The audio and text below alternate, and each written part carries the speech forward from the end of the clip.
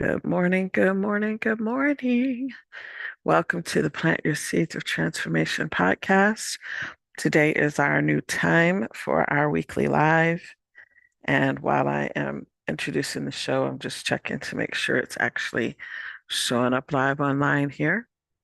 Looks like it is. Yay. All right. So I want to make sure that I introduce myself. I'm Coach Donna Marie.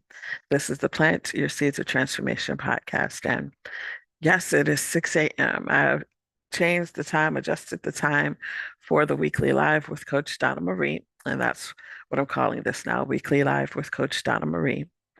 I've adjusted the time because life, work, everything kept interrupting that 10:30 a.m. time slot. So the goal is that I'll be able to continue to do these weekly lives every single week and have less interruptions. We might have one or two interruptions around the holidays, but I expect I'll continue to be able to do these. And hopefully you will chime in and let me know what you want to hear on these weekly lives. I am right now talking specifically to the caregivers out there. If you're a caregiver and you've listened to any of the previous episodes, I hope today's episode will encourage you even more. I have some things I'm going to be digging down a little bit deeper on. Caregivers need to be able to plant their seeds of transformation too. Caregivers are leaders, and honest truth, caregivers don't get any credit. They get overlooked, taken for granted. Nobody looks after their needs, and who cares for the caregivers? They care for themselves. Many times nobody's looking out for them, and that's unfortunate. And the reason I'm doing this is because I've seen people who are caregivers die prematurely. I've seen it with my own eyes in my own family. And I'm, working on myself so that that is not my story. But I also want to bring some of the wisdom I've been gaining to you because I also don't want to see you giving up on your dreams and visions because of your grief. Whatever dream and vision God's put in you, it does not die because the person you love is sick or dying or has died. The dream and vision God has put in your heart, God wants you to be able to still move forward with that. Yeah, it may be hard. Yeah, it may be risky, but the things that we do that are really worthwhile, really valuable, are those things that are things that make us take risks, things that scare us a little bit. I'm not going to say the other analogy I had for that. I don't think that's appropriate, but yeah, those things that scare you a little bit, it's worth it to do whatever it takes so that you can move forward with those things. So if you need to just listen in and get some encouragement here, great. And, if you're part of our Patreon community, patreon.com/, plant your seeds of transformation, you'll see even more encouragement, more information over there. I've started a private podcast there also. So if you decide to join that, it's I believe the current starting rate is $3 a month. That's for our mentorship program. And the mentorship program is designed so that I can bring you more value than what I can do through these weekly public podcasts. So if you'd like to join us over there, check that out. Now, if you are a person who likes to read, I also use that Patreon to do more book recommendations. There are some on the show notes at plantyourseeds.show. There's some over there too. But either way, you want to plug in with me. If you go to the plantyourseeds.show website, you'll be able to join the newsletter and get updates for every new post that pops up on that website. So book recommendations I put there will be there, as well as um, links back to other things such as the Patreon. So plantyourseeds.show is the main website. Last week, I talked with you all about how to know if you're not a good mental health caregiver for your loved one. Signs that you're not the right person to do that kind of caregiving. So I hope you'll take a look at that if that's something that you've been struggling with or dealing with. Today, we're going to talk about boundaries. It's a hot topic. It came up during a coaching session with the client. It was like one of the very first things that my client brought up, and it was already on my agenda for that meeting. So, boundaries, baby, boundaries. We talked about boundaries in previous episodes. I've shared book resources with you in the show notes over at plantyourseeds.show. And so I hope that you'll go check that out and make sure that you are, I'm just checking my audio is set correctly because had some little notifications popping up. Don't want them dinging in our background here if I can avoid it. So anyway, I hope that you'll take a look at the show notes at plantyourseeds.show or join us over on patreon.com/plant your seeds of transformation. This will enable you to have access to more than just these audio and video. If you're watching on YouTube video, if you're listening on Apple Podcasts or Spotify or another podcast platform, you're probably hearing the audio. If you're on Spotify, you may see the video too. So Spotify gives you some choices. The other thing Spotify does is it enables you to give me a voice message with feedback or questions. I would love to answer your questions. If you're a caregiver and you've been struggling with trying to figure out how to manage things and how not to let your grief eat you alive, how not to let your circumstances totally derail your life. If you want some feedback, I would love, love, love to give you feedback. So go to the Spotify version of this podcast. You would just go into Spotify, just search for Plant Your Seeds of Transformation. It'll pop up for you. Or go to plantyourseeds.show website. Excuse me, y'all. Got a little itch there. Um, plantyourseeds.show is the main website. When you get to that homepage, you'll see all the different buttons for all the different podcast platforms you can find the show on. You can click on the one for Spotify there too. So I hope that's helpful. So we're 7 minutes in. We got 23 minutes left to get in what I wanted to share with you all. So I shared with you all previously about boundaries, but we're going to dig a little deeper on that today. Let's talk about what boundaries can look like when you're a caregiver. And let's specifically talk about when you're a mental health caregiver. Now, in my situation, my caregiving was to a young adult who was no longer considered a dependent under my care. They were considered by the state of Georgia to be a legal adult entitled to all the HIPAA laws and privacy protections. That's great when you're looking at it from a macro perspective of privacy rights being protected, etc. Not so great when you are the family of a person with a very severe chronic mental illness who is not in their right mind. It can make things much more complex. So, boundaries.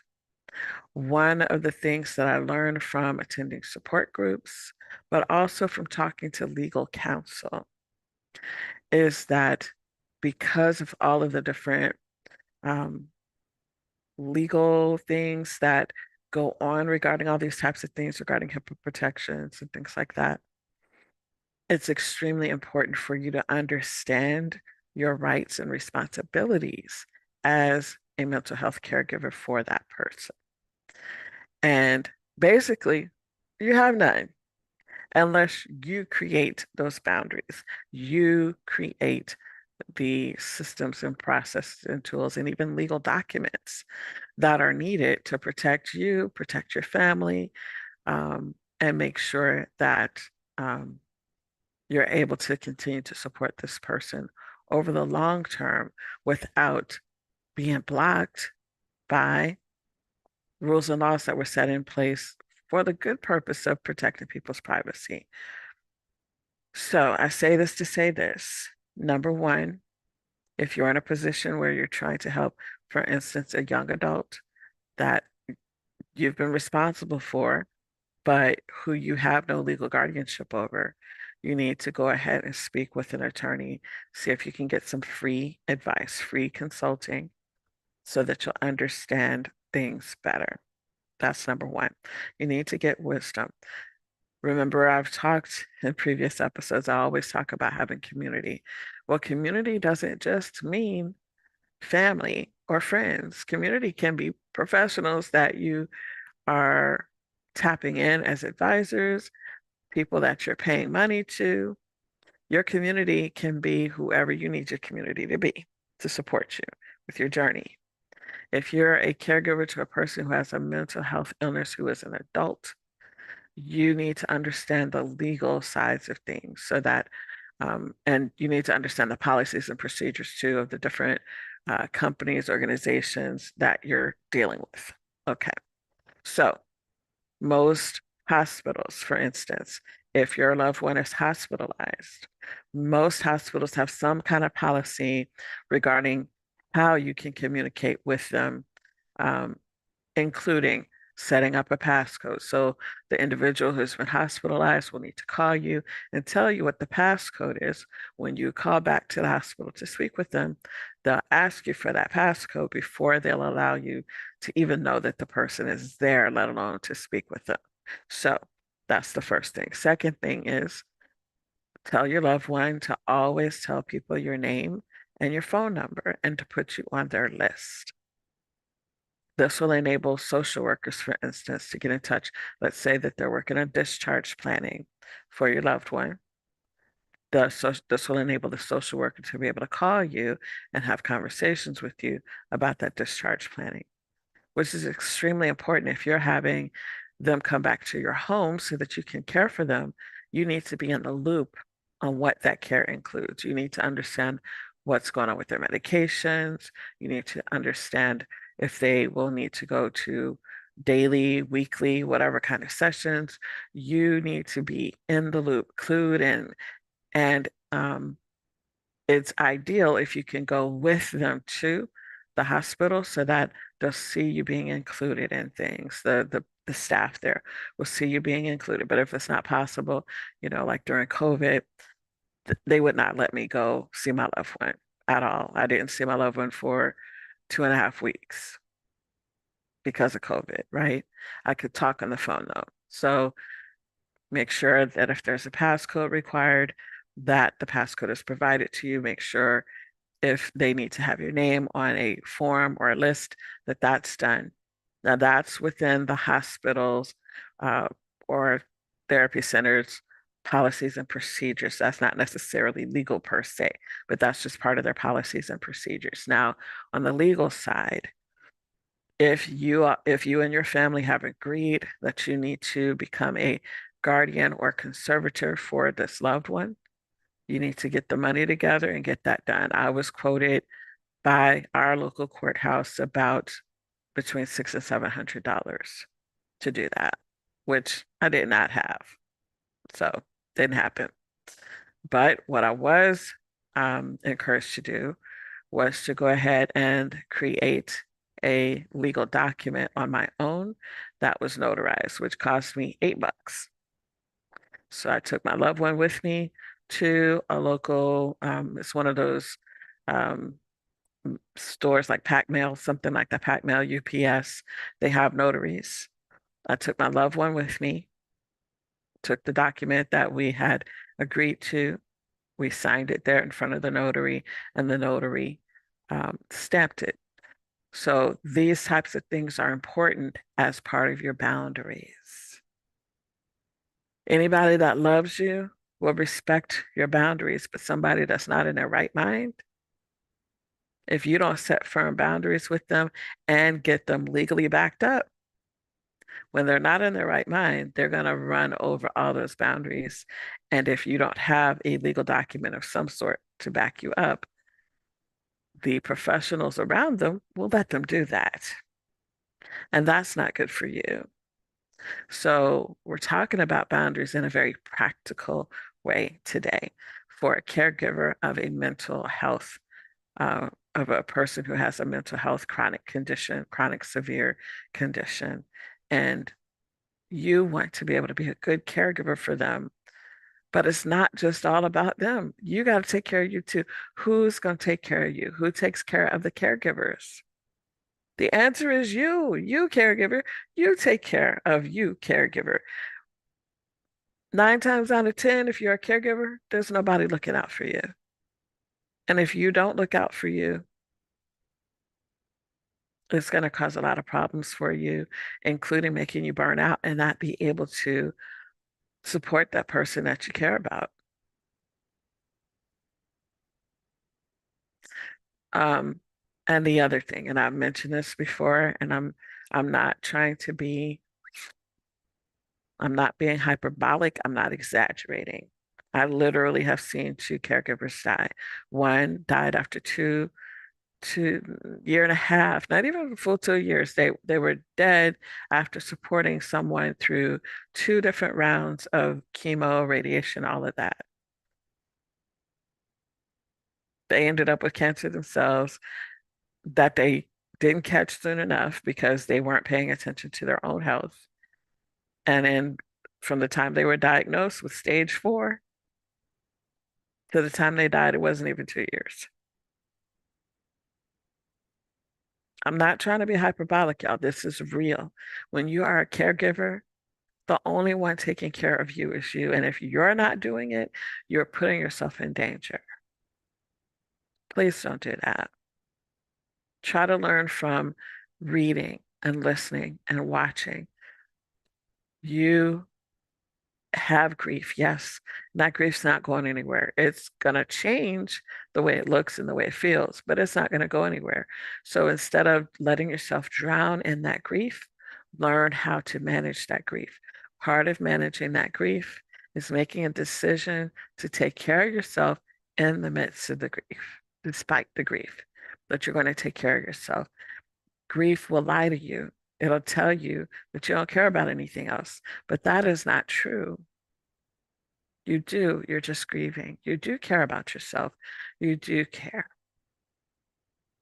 Grief will tell lies like, oh, my spouse is sick, so I'm sick too. Grief will tell you lies. That is a lie. If your spouse is sick, that does not mean that you're sick. If your spouse is dying or has died, that doesn't mean that you're now dying or need to die.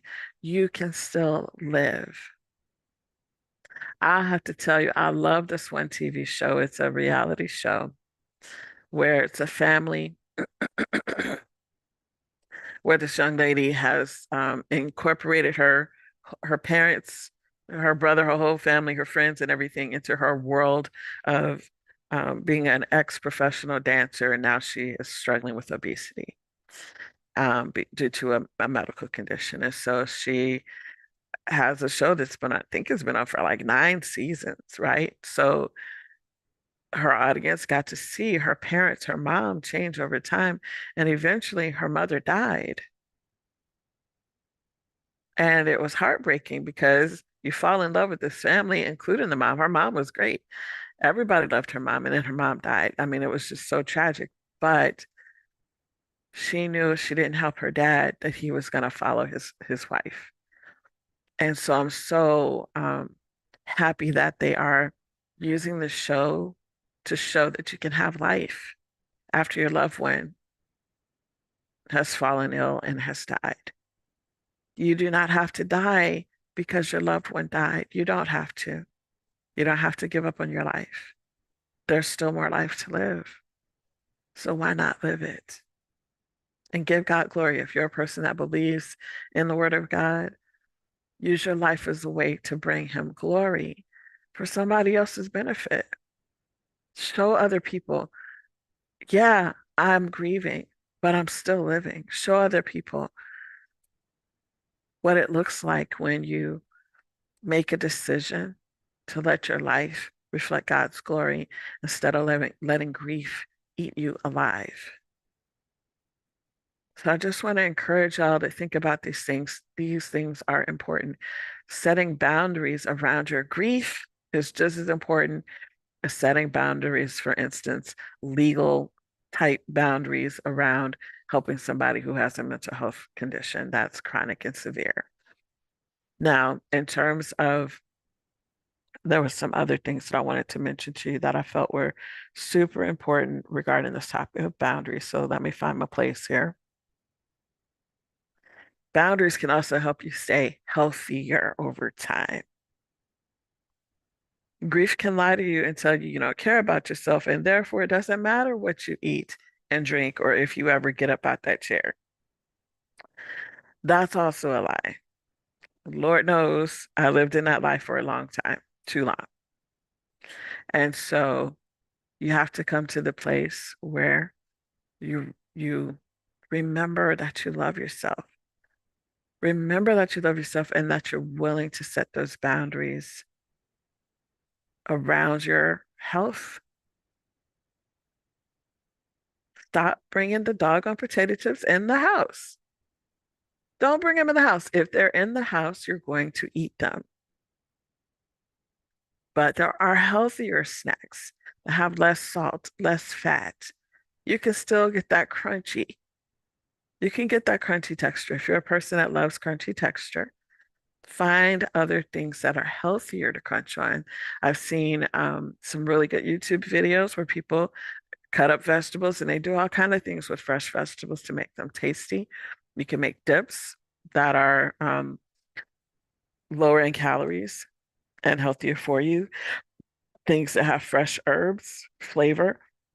If you're a person that loves strong flavors, sometimes it's not even necessarily about eating so much as you just want a certain flavor. Flavors can evoke memories, emotions. Like for instance, coffee, which I want my coffee right now this morning. As soon as I'm done with y'all, I'm going to get my coffee. I don't know what it is. It's very soothing and comforting for me, but I don't just drink coffee, y'all. Okay, let me tell you how I hook up my coffee. I put almond milk instead of water as my base. I splash half and half in it for a little bit of creaminess.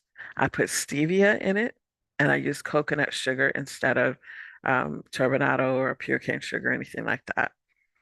These are ingredients that I've learned are a little healthier. All right. Now, I'm not going to debate with anybody about the health of coffee or not, because for me, coffee is actually not just for the taste. I drink coffee for medicinal purposes. It actually boosts pain medicine effects. And this is part of my pain management plan. See, I learned this is another boundaries thing for your health. I learned to stop letting myself suffer through pain. And so I went ahead and took the time to learn about pain management so that when I'm having issues, which is most of the time because I have some chronic conditions, I go ahead and take the doggone pain medicine, y'all. I take the pain medicine. There's no reason to make yourself suffer. So setting boundaries around your health by allowing yourself to get the help that you need in whatever way that looks like. If it's pain management, if you have addictions, get addiction support. If you're smoking or drinking, you already know that's not good for your health. But an addiction will override those boundaries, those healthy boundaries you set for yourself. Addictions will make you override that because it's more than just a willpower thing. Addictions are actually a physical sickness. And if you need addiction support, get addiction support. There's no shame in that. I was sharing with a coaching client that if you need therapeutic support, there is an EAP program available through most corporate employer benefit programs. EAP, I believe it stands for Employee Assistance Program. It's free, or at least it was back when I was in the corporate world. It's free. It can help reduce the cost of your behavioral health care, and it can help you find a good fit for your behavioral health care. Like EAP, I don't think is usually permanent. Usually you'll go to them for maybe a month, 2 months, something like that. And then you'll go on and move to a permanent, if you need continuous care, you'll move on to a different mental health care provider or behavioral health care provider. So the EAP programs, so far as I remember, they have always included addiction support. You deserve to have healthy boundaries for yourself, and you deserve to have help with designing your healthy boundaries. You can't just poof, snap your fingers, even though I know you've heard the stories about people going cold turkey off of cigarettes, cold turkey off of alcohol. Yeah, people have been able to do it, but there's nothing wrong with having support with that too. So if you need support, get the support, especially if you have it. That's where it's really affordable or free. My healthcare is through a company called Am Better through the marketplace. I believe before I met my out-of-pocket costs for the year, I was paying $10 per session. And after all of my out-of-pocket costs were met for the year, I didn't have to pay any more money for any more visits to pretty much anybody that I visited throughout the year since then. This is so important for you to set healthy boundaries for yourself by getting support. Remember what I was talking about, the legal support, getting a lawyer to give you a free consultation to explain um, how things are done in terms of the mental health protections to help you support your loved one. So if it's okay to go get legal advice, it's okay to go get health advice and mental health advice. It's okay to get pain management support from your healthcare team. Stop letting them just tell you to go take some Tylenol. Sometimes there's more needed. If your pain level is not managed well enough just with Tylenol, it's okay to tell your doctor the truth and make sure you're being heard. And if you're not being heard, and unfortunately, this has been documented as a huge problem for Black women who are seeking healthcare support, that their doctors don't really listen to them. So if you find yourself in a position where you're with a doctor that's not really hearing you, find a new doctor. It's okay. You don't have to stay with them. So that's another part of setting healthy boundaries for yourself. Boundaries around who is supporting you. If they're not giving you good advice, if they're not listening to you, move on, find somebody else. And we talked about this in terms of mental health care too in previous episodes. If you're with a mental health care provider who's literally a bump on a log, sitting there nodding their head and never giving you any helpful feedback, if that's your personality where you need that feedback like I do, move on, find a different therapist. It's okay. It's okay to find a different therapist. That's okay. And don't be worried about offending them. They already know. Sometimes they're not a good fit for everybody. It's okay to move on, date around. Keep kissing the frogs until you find the right one in terms of therapists, okay? So setting healthy boundaries for yourself can help you as a caregiver in many different ways, but primarily it is the way that caregivers can support themselves when nobody else is looking out for their best interests and nobody else is helping them. Setting those healthy boundaries up is crucial, not just in terms of your relationships, but in terms of actual legal, health, mental health, all the things that are needed so you can take good care of yourself. All the things that are needed, setting up those healthy boundaries. It will support you in being the best you can be, because as you're being the best you can be, you're able to be a better carer for other people, a better caregiver for other people. If you're like me and you've lost a lot of family members that you might have had in the past who you may have been able to turn to for advice. I lost three generations. Well, not three gen. I lost two generations of patriarchs in my family. Two and a half, because one of them was a step parent. I lost two generations of patriarchs in my family. Grandfather, father, stepfather. These are people that I went to for advice, especially like about cars. These are people that I went to for advice, and they're gone. And I can't get their advice anymore. Thank goodness I still remember some of the wisdom they gave me, like making sure I don't buy brand new cars Unfortunately, I didn't listen to some of that advice when I was younger, but when I got older, oh, I had learned my lesson and I listened to that advice and I learned how to uh, get used vehicles instead of going after the brand new ones, you know? And now that I don't have them, I'm rebuilding my community. And I'm doing that through different means, from having someone to provide legal counsel to someone to provide mental health wisdom, counseling, therapy, to my healthcare providers. And I have become more picky about them. If they're not working out for me, I find a new one, period. That's part of those boundaries, y'all. You don't have to accept just whatever. That's part of healthy boundaries. I pray that this was a blessing to um, you if you're a caregiver. If you're not a caregiver, but you know someone who is that you care about, please pass this on to them.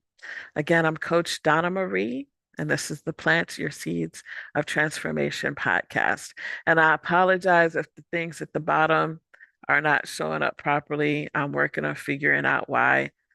We got layers of text upon text, but that says Coach Donna Marie, Plant Your Seeds of Transformation podcast host. My Instagram and my Twitter and most other places that I'm on the socials online, my alias is Lead Like a Queen because the show is produced by Lead Like a Queen Coaching and Consulting LLC. Again, I'm Coach Donna Marie. It's been a pleasure. God bless you.